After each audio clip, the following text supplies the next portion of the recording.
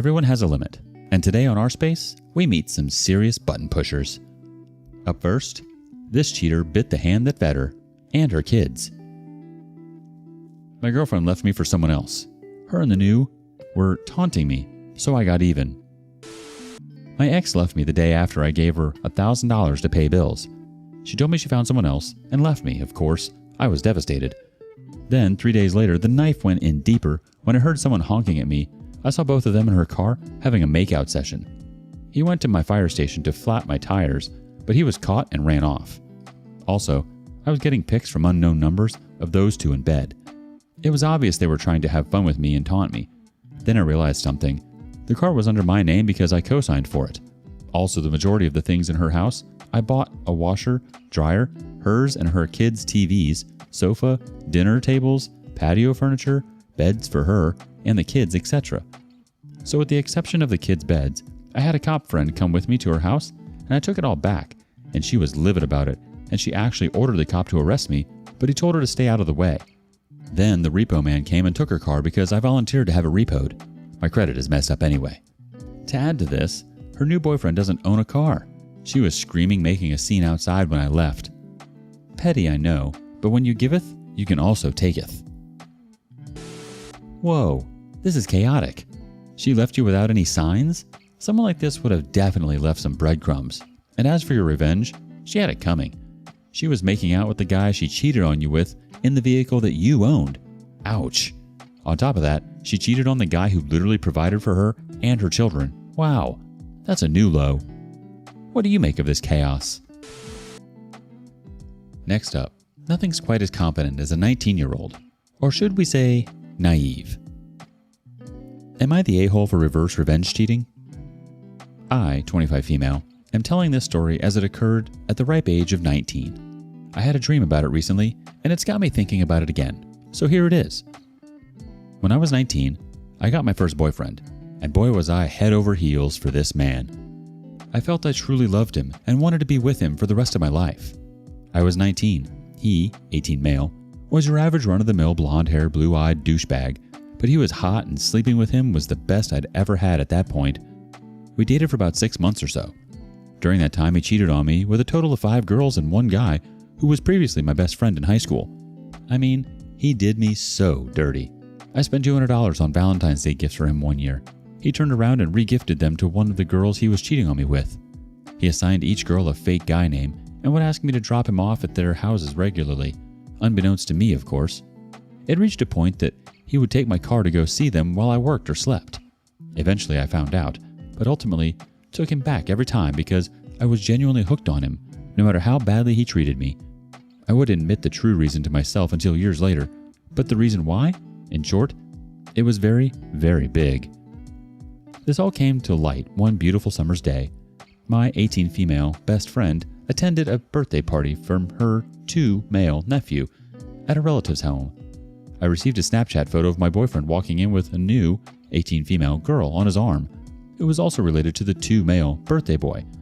She introduced him to everyone as her boyfriend. The photo I received was captioned, "Girl, you are not going to believe what I just witnessed." Cue meltdown. I took it well, I think. I didn't hold any grudges against anyone except for him. Ultimately, these other people owed me absolutely nothing. He owed me his loyalty. Simple as that. He rationalized his behavior by gaslighting, proper usage check, me, and saying that we were never technically in a relationship, which is technically true. We agreed on not putting a label on things, but we agreed on being exclusive, expressed our love for each other regularly, etc. We were dating, but without actually calling it dating. Regardless, he continued a relationship with this new girl. This girl then went out of her way to harass me for months and basically rub her relationship in my face. She would call me on restricted to say really, really mean things to me, poke fun at the fact that I am black and they're both white on social media, talk about how he would never be with a insert racial slur, things of that nature. I mean, she really had it out for me despite the fact that I never did or said anything wrong to her. Eventually, my ex moves to another state and they continue a long-distance relationship. One day, the new girlfriend calls me to berate me with insults, which resulted in me audibly crying on the phone, to which she and her friends laughed at me and continued to humiliate me until I finally hung up. That was my breaking point. I decided at that moment that I would crush her false confidence by any means necessary. My ex, being the scum that he is, tried to stay in contact with me. I ignored him until I hatched my plan. Then I began talking to him again. He told me he missed me and wanted to see me, and honestly, I was dying for a little closure. So I agreed to drive 4 hours each way to pick him up and bring him back to our hometown. Upon arrival, we hooked up immediately in my back seat. We spent the next few days together at my place, being absolute jackrabbits. As much as I hated him, that was the one part I really missed. But don't worry, I had ulterior motives.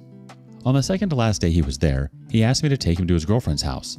She had no idea he was in town. We arrived at her apartment complex and hooked up in the parking lot before he went inside. He spent a day with her. Then I took him back home the following day, which included 2 to 3 more quick sessions during the drive. The 4-hour drive quickly turned into 6. I blocked him on all social media immediately after leaving his house. Finally, I could put my plan into action. Every single time I slept with him, I secretly took a photo of him for proof of the act. I had amassed more than a dozen photos, and one particular video where I made him admit that I was the best he'd ever had. 6 years later, this is still true. He still tries to contact me for this reason. I then calmly made a Facebook status detailing every part of the last week I spent with him, attached all the photos, and put emphasis on some of the awful things his girlfriend said to me previously. I tagged her in it and waited for the eruption. It didn't take long. I watched her scream, cry, and violently throw up on Facebook Live after that. I turned it off after I heard her say something along the lines of, "How could you do this to me? Outside of my house? And with her?" Most satisfying sin I've ever committed in my life.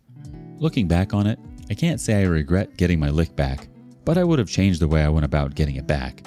Rather than weaponizing my own body, but god dang did it feel so good. I wish I could have screen recorded that live stream. Was I wrong to do that? Did you know he cheated on you with that many people within the 6 months? Or did you find out afterwards? If you know about all of these people he was fooling around with, why would you stay with someone like that? You sort of walked right into it. And again, wouldn't you have known what you were getting yourself into if you knew he was a D-bag? Maybe at 19, you feel a bit riskier. There's something to be said about being young and dumb and full of confidence. Are people like this worth the revenge? Let us know in the comments below. Lastly, everything is not as it seems as this cheater blames her husband for her infidelity. Would I be the a-hole if I exposed my sister's affair to her husband? I, female 30, caught my sister, female 40, cheating on her husband, male 49, with a guy, male 40. I was shocked because my sister and her husband are the epitome for love that never dies. Literally, they have been together for 15 years and they still look so much in love.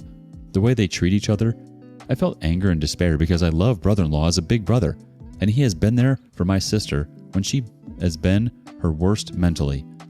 He was there taking care of her without ever once complaining. Now, I found out I confronted her and she tried to deny it. I told her that she was pathetic and now she felt good about herself. After her husband nursed her back to health, she is paying him with cheating on him. I told her I was going to expose her and she was begging me and crying, telling me I didn't understand. "Please don't hurt us. You'll be hurting my husband more than you hurt me." After a few days, she asked to meet me. She looked like she was crying the whole time. She told me that she has been keeping her husband's secret, but she wanted to tell me and made me promise not to tell anyone. Her husband is impotent and he hasn't slept with her for the majority of their relationship. I didn't believe her, so she showed me all the texts and emails she had with her husband, her therapist, and her diary. He hasn't touched her for almost 12 years.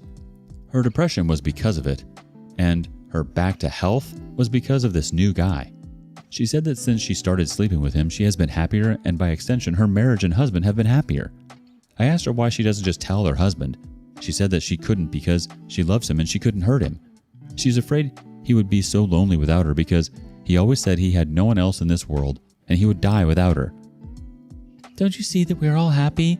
Please don't hurt us." About the guy. She met him through work and actually he is kind of a famous entrepreneur in our city. She showed me texts, etc.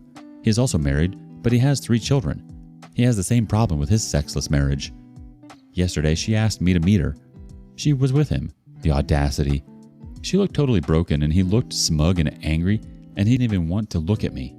She asked me to think of all the people that would be hurt if this came out, and she said that they will end their affair and promise to never do it again. He got up and said, Or we could just tell everyone and stop hiding.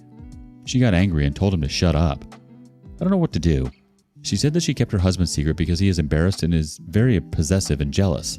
I have noticed he is the jealous type, so he didn't agree to open marriage. She swore it was over with this other guy too, and showed me texts where they had huge fights because he actually thinks I should tell her husband so they could be together, but I don't know. He has given her a Cartier love ring that she still has, and when I confronted her, she said she couldn't throw an expensive ring, but she will donate it. She wears it in a chain underneath her clothes. I'm sorry this is getting long, but I wanted to include all the details. Hope you can give me an honest judgment. Would I be the a-hole if I told my sister's husband? I think this whole thing is wrong, and the cheating parties need to know the truth, but it will hurt brother-in-law. Let's see how the community responds. The first one says, "Are you ready for your relationship with her to be over?" Recently, a guy posted because his sister told his wife about his affair. Messy divorce. He cut her off. It's been about a decade and she wants to reconnect, and he wanted to know if he was the a-hole for refusing. Ultimately, just be prepared for that. Someone else chimes in, "Not the a-hole. He looks smug and angry. He's not in a sexless marriage. He's just a cheater that has been caught and is challenging you to tell." She looked totally broken because she is a cheater that was caught. Both of their spouses have the right to know what is going on. Their brother-in-law did not agree to an open marriage, and I doubt her lover's wife did either. I feel like if you love someone and don't want to hurt them, you don't want to cheat on them. If she was having issues with her husband's impotence, then maybe she should have talked to him about some sort of deal they could have worked out for seeking pleasure outside of the marriage. And here, she swears it's over with this affair partner. Seems like all she's capable of is lying. Update. I just want to come here and update everyone that I have told my brother-in-law about the affair. I have read all your comments and thank you very much for the insight. I had to do what would make me sleep at night. I love my sister, but she must have known that I couldn't just live with the guilt. I have been cheated on by someone I loved, and I know how crappy and selfish you must be to cheat. I also know that if I could do it again, I would want to know this time too, because while the pain was enormous, I still feel lucky now that I found out. My sister has called me like 20 times, but I didn't answer. She texted me, "Do you feel better now? How could you do this to me? I loved you. You ruined my life." I didn't answer her. I wanted to answer her that she was the one who ruined her life, but I didn't answer her. My parents are shocked and angry, but not with me.